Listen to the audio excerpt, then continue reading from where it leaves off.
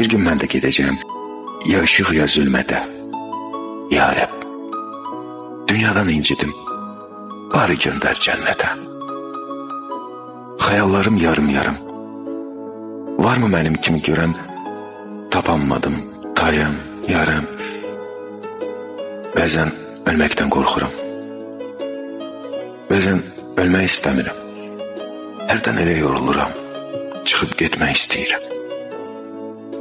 Sonu olan bu dünyada mən də bilmək istəyirəm, amma bilmək istəyirəm. Ölsəm kimlər ağlayacaq? Göz açıq köçüb getsəm gözümü kim bağlayacaq?